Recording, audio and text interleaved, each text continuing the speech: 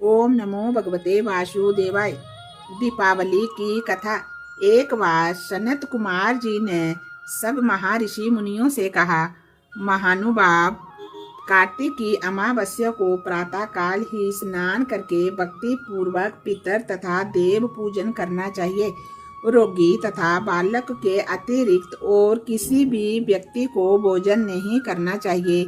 सायंकाल में विधि पूर्वक लक्ष्मी जी का मंडप बना करके फूल, पत्ते, तोरण, ध्वजा और पताका आदि से सुसज्जित करना चाहिए। अन्य देवी देवताओं सहित लक्ष्मी जी का भी पूजन करना चाहिए। पूजन करने के बाद परिक्रमा करनी चाहिए। मुनीश्वरों ने पूछा, लक्ष्मी पूजन के साथ अन्य देवी देवताओं के पूजन का क्या कारण है? तब संत कुमार जी बोले, राजा बलि के यहाँ समस्त देवी देवताओं सहित लक्ष्मी जी भी बंधन में थी। आज के दिन भगवान विष्णु ने उन सब को कैद से छुड़वाया था। बंधन मुक्त होते ही सब देवता लक्ष्मी जी के साथ क्षीर सागर में सो गए थे।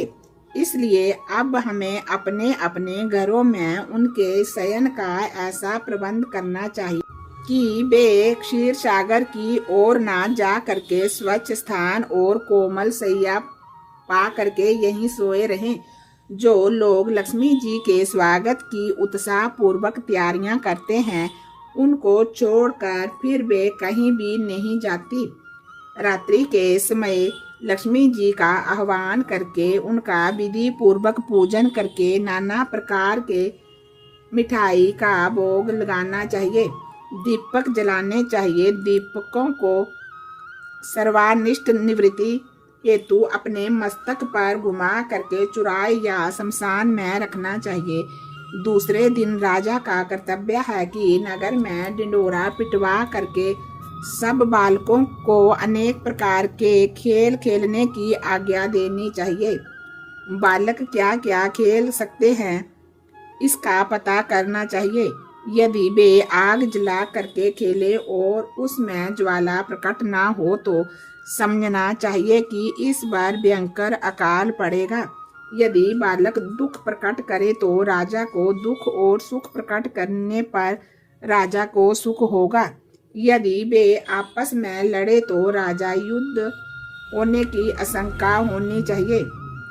बालकों के रोने की अनावृष्टि की संभावना करनी चाहिए।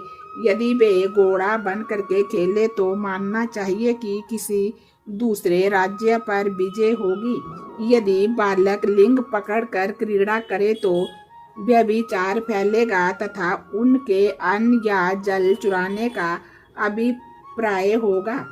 अकाल पड़ेगा। ओम नमो भगवते वासुदेवाय। लक्ष्मी माता की जय।